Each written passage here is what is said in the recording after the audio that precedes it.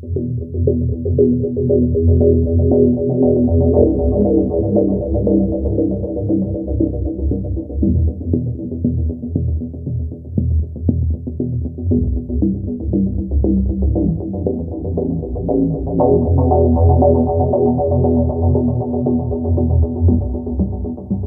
you been?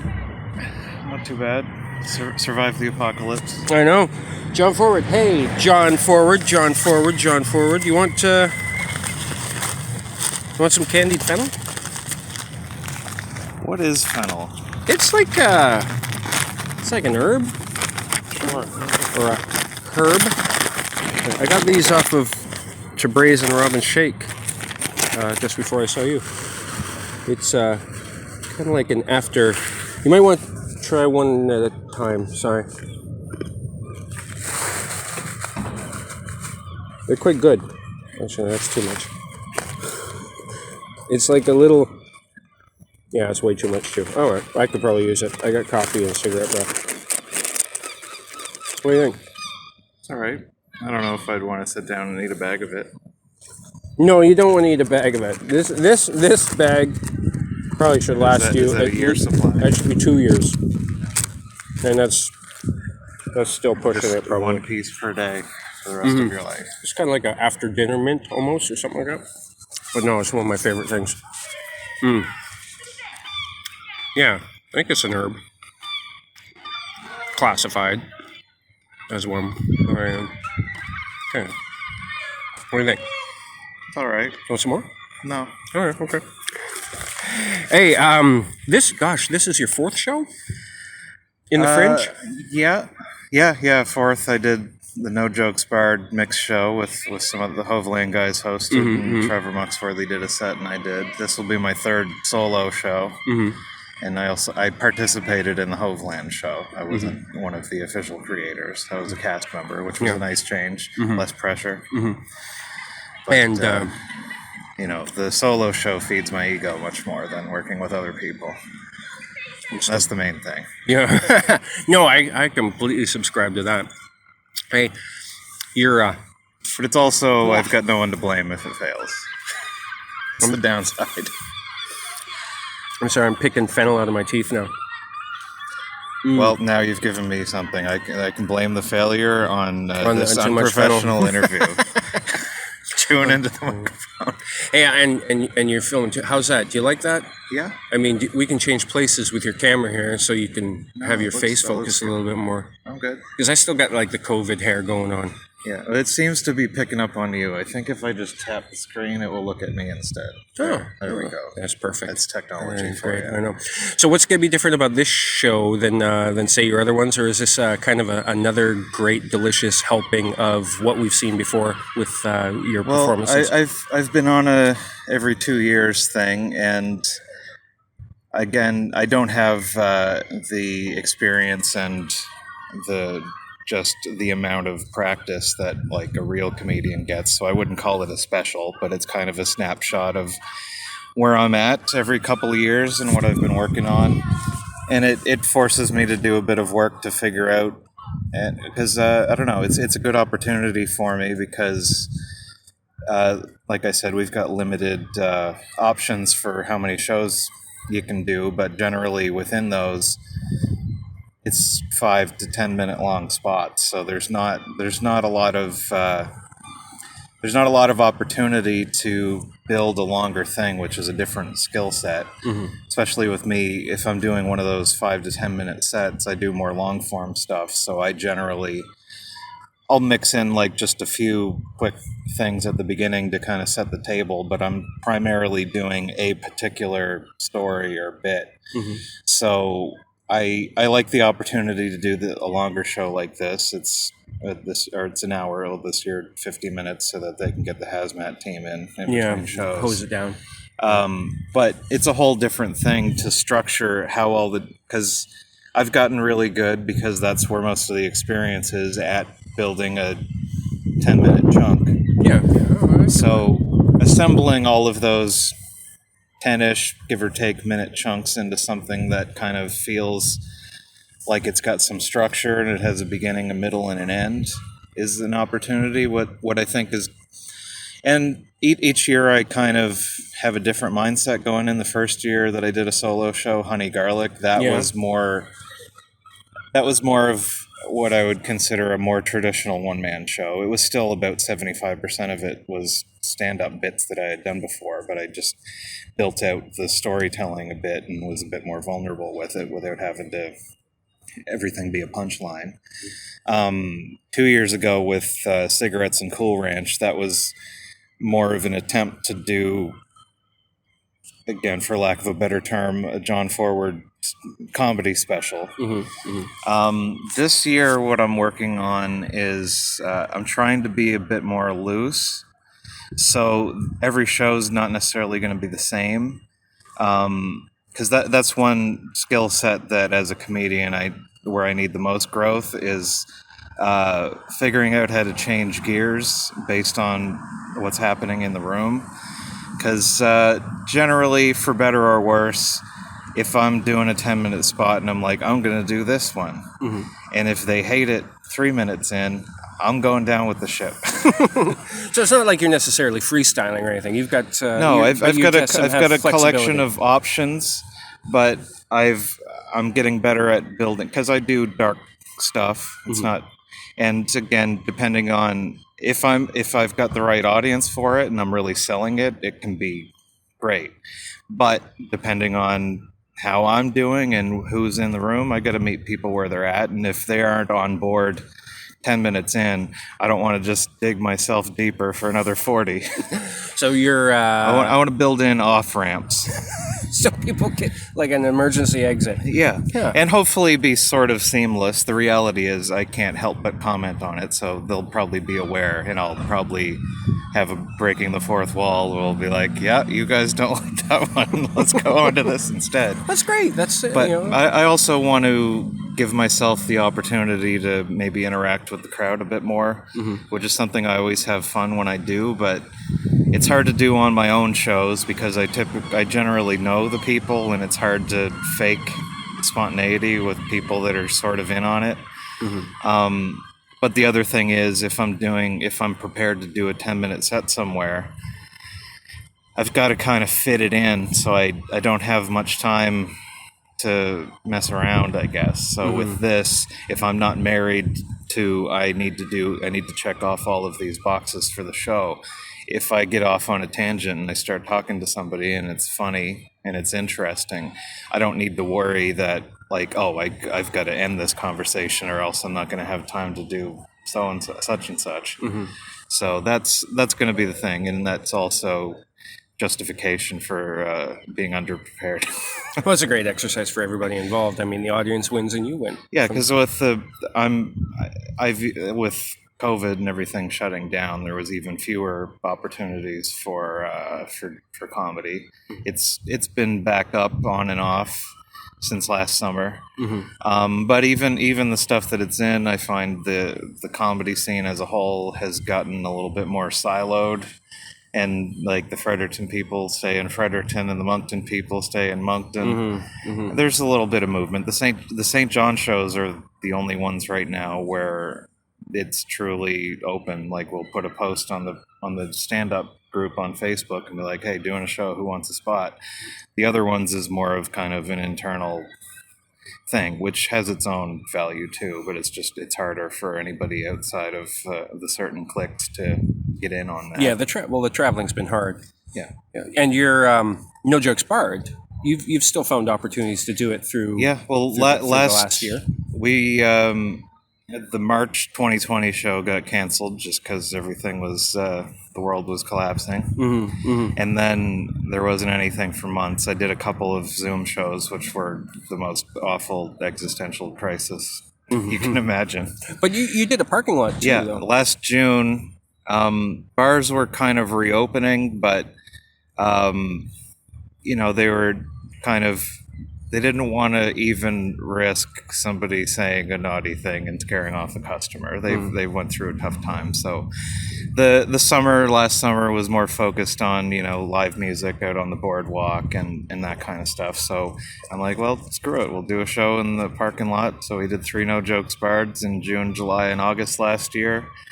It was fun. It wasn't quite the same, and there's no bathrooms or drink service available, and I liked this aspect. I was kind of secretly hoping that the police would come shut us down. It would be a good story. I know. but They're never there when you need them, No. and they're always there when you don't want them. No, they're You got to defund the police. they're giving $350 fines for people not wearing a mask outside, smoking a cigarette on their stoop. I know, But, right? Hey, leave me alone. Leave me and my nicotine alone. I mean, I'm gonna go. The science must have changed on that. They quietly phased that out. If I'm gonna go to a bar, I'd rather be offended by a bad joke than someone's poor, Copperhead Road cover. Yeah. Hey, your podcast was going strong throughout the whole year, though.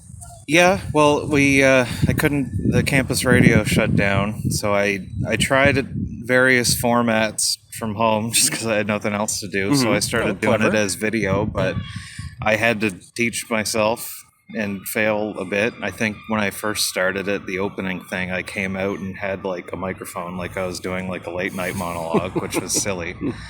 And even editing it, just even a basic video thing, unless it's just a one chunk and put it out, took so much time I've got a limited audience, and it just became not worth it. But then I started getting into just a live stream, kind of took me back to... Oh, gee, you got the right time. But it reminded me, like, the reason that I went away from a podcast and doing it live on campus radio is it's more spontaneous, but it's also much less work. You just show up for the hour and you record it, and then you release it, and there's no temptation to tinker with it too much. Yeah, and you're always in good company with those. Yeah, well, I've been doing St. Jon Forward radio mostly by myself. I'd had a few guests over the thing, but I joined up with my friends Arif Hussein and Brian Godso. They were doing their own podcast, 4-Story Walk Up, and I at the time temporarily joined the cast just because I was laid off and had nothing else to do. But always in the back of my mind, I was like, well, I if I'm working, I don't have time to do 2 podcasts. Well, see, but that one's more fun. Mine is more ranty. That one's more just friends having fun and making each other laugh. Yeah. See, no, and sorry, I'm gonna jump in here and comment. That's where you're probably failing socially with your marketing. Because to me, I see all the podcasts, all the videos, where you're popping up with the No Chokes Bard, throughout COVID. To me, and probably to the majority of other people, you're busy as heck. You're constantly going and going and going and hitting the nail right there. So I wouldn't imagine that you have any time to yourself. You should keep that allure. He's nonstop working. I have to make time for video games here and there. Oh yeah, what are you playing now? I got a PlayStation 5, so I finished Demon Souls.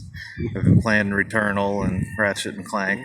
Yeah, because what I was thinking of is, like, to me, it just seemed that your output is so tremendous from my point of view. And maybe you're just being modest, but I really consider that you've really worked hard, especially over the pandemic. You keep putting out content, which is great.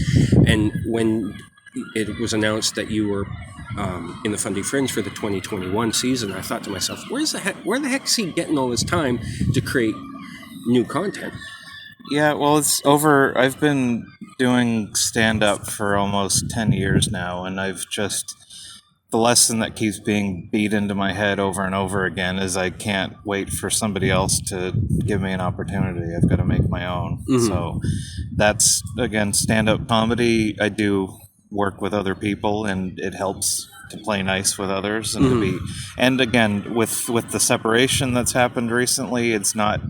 The community isn't as cohesive, and I miss that we all, when there were fewer shows, everybody would kind of coalesce at like these certain spots, and we'd all work together, and we were all friendly. We didn't have to be friends with everybody, but we got along, and we knew each other face to face, as opposed to like Facebook stuff, which is very easy to... It's like any family, I guess, really. Yeah, but just getting butthurt about, this person's not putting me on their show, which is hard to avoid, but I started No Jokes Barred, so then I'm like, well, I'm not gonna get banned from my own show. Mm-hmm.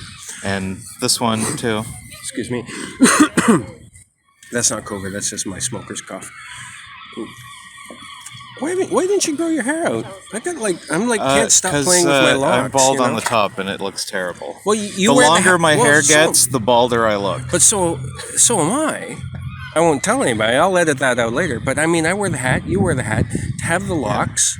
I don't. Great. You're more of a permanent hat person. I never see you without it. I sleep with my hat sometimes. I put on the hat when I'm outside so that my bald spot doesn't get sunburned. But no, I had this when I got laid off at the end of March, and my plan was I'm not going to get a haircut or trim my beard or anything until I go back to work. But at a certain point, it just got unruly, and then when the barbershops opened up again, I'm like, who's this for? Yeah. So I did have, like, in university, I had my hair was like down to my shoulders. I had enough to put it in a ponytail. But you wouldn't put it in a ponytail, would you? I did. I've gone out in public in pigtails a few times in my life, in my 20s. No, it's been a while since I've had the long hair. I'm quite enjoying it. No, Now, I find just the buzz cuts, it's easy and it looks the least bad of my hair options. yeah, well, you look like, well, you're a bit of a tough guy. Am I? I would say so. I wouldn't. Yeah, if you had the hat off, I'd be like, whoa, I haven't stand punched back. or been punched since like 9th grade. Oh, congratulations. I got headbutted once in university. Which is surprised, knowing some of the locations that you've performed. There's been some times where I've almost relished it because it'd be a good story. There have been so many times where I've been so close to getting punched at the R bar. I know. But usually I can talk my way out of it and just shame the person. So even if they get one off on me, they still lose. They're always paranoid that they're going to become part of the next routine. routine. In the parking lot, one of the shows, some drunk guy was just walking by and I mouthed off a little bit because I can't help myself. And he was like, "What?" And like came right up to me and like was coming, and I could see like the cowardly comedians were sort of half ready to jump in if they had to, but were clearly terrified. How humiliating that would be to get beaten up in a parking lot by a bunch of comedians. Yeah, so I'm standing there and I'm talking trash to this guy, and he comes up and he's in my face, and I'm like slowly unscrewing the mic stand so that I can use it as a bow staff if I had to. Hello, Donatello. I'm trying to be subtle about it. But at a certain point, he's within arm's reach of me, and I just decide I'm going to get hit now, and it's not going to be fun for the next 30 seconds, but it's going to be, and it's good for the mythology. But the guy just came up to me and gave me a big bear hug and like picked me up and dropped me down and then left. One time at the R bar, an older guy came in during the intermission and just plunked himself down in the middle of all of the people that were there for the comedy show, and then it just started again. And I'd made some offhand comment to be like, "Oh, old man," and he was like, "Old man," and he got up, like very old man, like hearing aids and everything, and like he starts coming towards the stage. And I'm like, well, if this old man punches me in the face, I'm not even going to feel it. This is going to be amazing. And like he cocked back a little bit and then just stuck his hand out and shook my hand and then went back to his seat. It's very anticlimactic. Anything similar to that like a fun anecdote that you might have gotten from a past Fringe show, though? I mean, I know the audiences and the locations are going to be different, but, you find your own little events. We generally don't have random drunks stumbling into the Fringe Festival. We're working on it. The weirdest thing is doing what I do to a more theater audience is a different beast, because especially if I'm doing something like the Honey Garlic show, it's very dark, and I talked about lots like my mom dying and childhood traumas and stuff. And the shows where I had a couple of comedian friends that were there that know me to kind of seed the laugh. Yeah, it made it okay for everybody else. But I had one show where I don't think there was anybody who is like a stand-up comedy fan. It was all theater people, I think.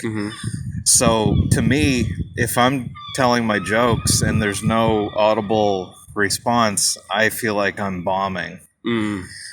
But that audience is just kind of enwrapped in the story, and they aren't kind of trained, I guess, to give that kind of feedback necessarily. Because a guy that I know, like one time he had come out to see me before at Chuckles, I think, and that was I had a terrible set that night, and then he came to see me for the second time at the Fringe, and it was the show that I thought that I bombed, and I went into a big shame spiral after the show thinking, oh God, this was painful.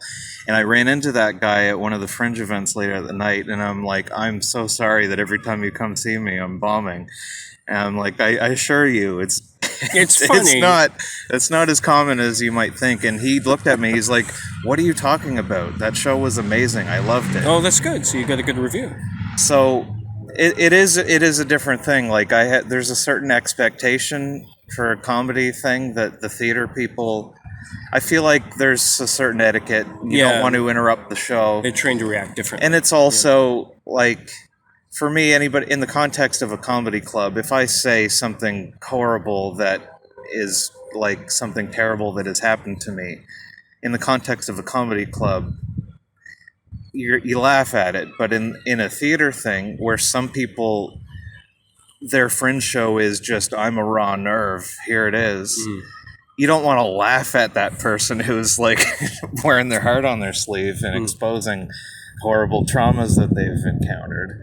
So, but just having the one person who kind of knows, and again, if I was a better comedian, people wouldn't be able to help themselves. They'd be laughing so hard. Well, that's a good point, because I mean, you are going to get some performers that are going to have a one-person show that is basically a dark, traumatic story, but it's not a stand-up show. If there's any level of, if I laugh right now, that's going to hurt his feelings. I'm like, no, I want you to laugh at me. That's why I'm bringing it up. You need a sign on the door that says it's okay to laugh. Yeah. Or sound effects. Yeah. Right cued. Like, well, I thought about, because I've got it for the podcast now, just having Crickets. like a sound pad, and I can just put in a laugh track if I have to. I love it. I miss the old laugh tracks. The old MASH. Now, is it, you say dark, but is it, what's the age range, children-wise? Anything? 5 and under only is 5 and under that's only. Who this is for. Okay, leave your parents at home. Yeah, you got a ball pit. Lots of SpongeBob references, some Bob the Builder stuff. But yeah, like I don't like. I'm not like. I don't want to go at them. Like I don't really like comedians that their whole deal is like, I'm shocking and I'm gonna say a thing. I say what I think is funny, which can be offensive to some people, and I'm not going out of my way. Like I want to entertain people. Okay. So with this, like a lot of it, and kind of the theme that has emerged of the show, it's called From Inside the House, and kind of the framing device of it is just, what I'm saying these things, but like the worst case scenario, if you don't like it, you just had to listen to me say it. Imagine if you had to think these things in your own brain. And that's like the calls coming from inside the house. That's the same theme of the show. So the whole point of this show is, I can't help but having these dumb thoughts, and some of them are, offensive things that I don't think, but I have as a comedian, I just think of like, this would be a terrible thing to think, and say it out loud. And it's funny that, and part of it is like, I don't want to bother anybody, but for me, when I say like even the most offensive joke, part of it is just showing everybody like, I'm gonna say the thing that you're not supposed to say. Now I've said it. Nobody died. We're fine. They're just sounds making with my mouth. So whatever extra level of like, oh my God, you put on it is silly, because I'm making sounds into a microphone. So no kids. No kids. No kids are allowed on this show. Unless you have really cool kids. Yeah, we'll be checking permission slips if we want to get a school bus in. I've seen the posters. Yeah. So I'm over very COVID, happy with the poster. How come you haven't gotten better with Photoshops? There's a better one. Okay, let me see. You probably saw my crappy version. Which, I got. Usually people get better over the COVID lockdown Not that. I got Adam Landry to do the better version. That's much better than probably the one that you're referring to. Well, it's good because I thought this was your girlfriend for a second when I first saw it. I go, wow, they put a mustache on her. No. I thought it's a two-person show. It's you. Yeah, no, I kind of like the aesthetic of my crappy amateurish Photoshop that I do. I'm just teasing you, but you do kind of look like Gary Oldman, Commissioner Gordon there. Yeah. Well, I had a full beard in that picture, but the chin looked weird, so we just kind of, that's the lady's chin from the poster. So it just looks like I have a mustache. From inside the house, you've got Tuesday, Thursday, and Saturday. Yeah. The 17th two of those and are at 21st. 6 p.m., which is prime time for stand-up comedy. Yeah, I know, right? Jeez. You got to get it in early. Get it done so you have the rest of your evening to think about dinner. And, of course, it's at the St. John Theatre Company, BMO Theatre. Yeah, that's nice. That's the first time that I'm in the fancy room. Is it really? Yeah. Well, yeah, they're all in there now, too, aren't they? Yeah. Well, I think some of them are in tent outside, but mine are in the theater, which should be fun. Good. I think they have I air have conditioning in performed there, now. but this is the first time I've had one of my friend shows in there. I've done a couple of stand-up shows with like Mandy Lynn and James Mullinger. I think had me on a couple of times there. Now I know the answer, but I wanted to, let you have the honor of telling people who are listening where they can find your podcast. Well, find Jon Forward Comedy on Facebook. JOHN. No H in the. No, sorry, no, that's what I meant. JonForward.com is easy. There's links to all the social media and stuff on there. And you can. Like Four Story Walk Up, it's got its own Facebook page and YouTube channel, Jon Forward Comedy. You just everything's linked on my website. So. Okay, perfect, great. Well, that sounds great. And then we can catch up on some videos, because when we go into lockdown again, it'll be great to have some material to watch and know where to get it. Yeah, because you can only do Netflix so much. And we want to do this DIY underdog thing that only you can be the fourth person to watch it. Get it on the ground floor before it's all gone. Great. Well, I appreciate that, Jon. And we're going to check out Jon Forward Comedy's From Inside the House at the Fundy Fringe Festival 2021 season. And we're going to make sure that we have links posted on Facebook about that for more details about when and where. I appreciate your time, Jon. You too. Always nice to talk. You want some more fennel for the road? No, I think I've got a couple of months worth in that one shot. Yeah, you did. Yeah, it was a pretty big handful. Good deal.